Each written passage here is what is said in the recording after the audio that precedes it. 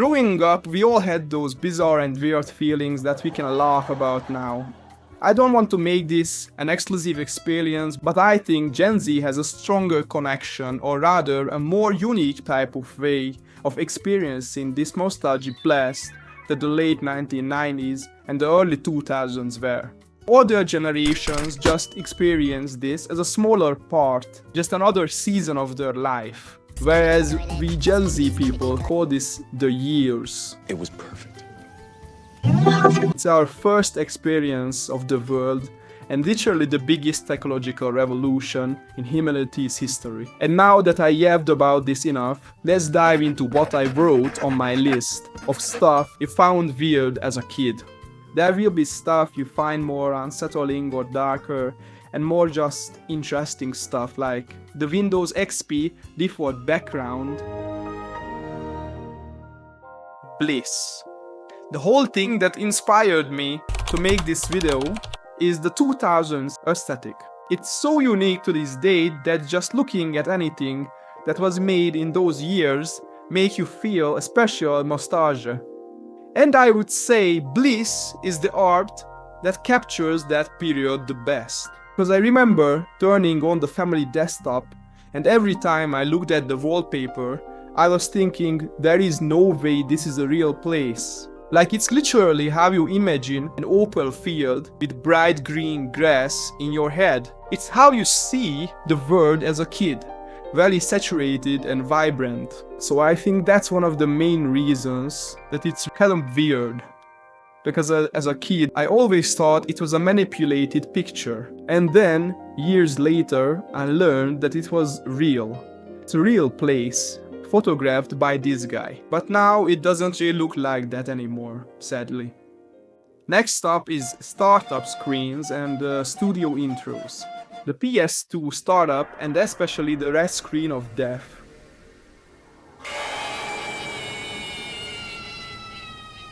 I'm not kidding, it gave me nightmares as a kid. And there were times when my nightmares would become reality. I was trying to get my games back with all the techniques we tried. Sony really tried to make that screen as scary as possible to us as kids. They did a very good job. But next up, all of the weirdest and creepiest in my opinion is the Valve intros. Man, those were so weird and creative at the same time. I literally couldn't wait to start Team Fortress 2 and Half-Life just to get spooked again by these. The first Valve intro was just a guy's head with a valve screwed into his eye, which is already pretty interesting. Then they updated it to another dude, but this time with the valve in the back of his head. Like, what does it even mean? What are they trying to say? It feels like one of the Saw movies I'm watching. It is a really unsettling vibe to it, especially the Portal 2 version, where he even turns around. And it's because you don't really understand what's going on. And also the sound design. The deep metallic cracking as the logo fades in, it makes you feel like you're about to see something you weren't meant to see. Valve really made an intro that stuck with us forever, just by being unsettling and cryptic, and it worked. It's definitely iconic. You remember that scene in the animated movie Over the Hedge where one of the hedgehogs drops on the remote, turns on the TV, and then this happens. Bullshit! The fuck?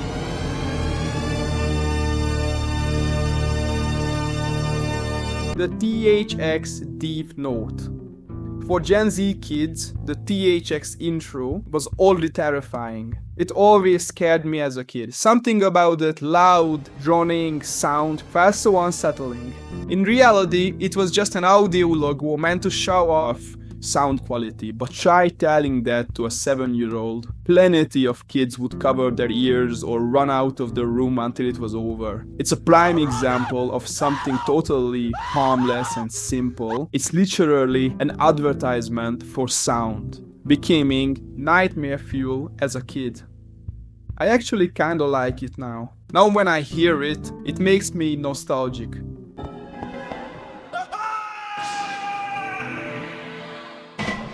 Resident Evil. As a kid, I was always watching my dad play eerie games on the PlayStation 2. It's one of my favorite memories from my childhood. I couldn't wait for my dad to fire up the PS2 and get the shit scared out of us. And the save rooms, man. The music they played made it feel like something was still watching you. It's crazy how even something meant to calm you down still gave you the chills. Capcom knew exactly what they were doing. There's not really anything weird with the game, it's just really iconic. And back in the day, it was one of the best horror games.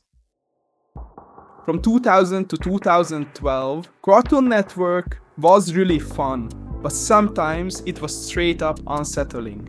Half of these shows felt like they were secretly testing kids to see how much theological horror we could handle. Like, what the fuck is this? One of the prime examples is definitely Flapjack. The art style shifts between silly adventure and straight up grotesque close-ups that look like a lost Junji Ito panel. Another big one is Courage the Cowardly Dog. It's also one of the many shows that fits this category, with a bunch of moments like this. Guess how I was naughty. A smiling man looks you in a bathroom and repeatedly whispers naughty while shaving you bald. Excuse me? In another episode, Courage gets bullied by a blue fetus head in a CGI fever dream. That's how they ended the whole show. Also, another thing that makes this creepier is that the story of this was inspired by real life events.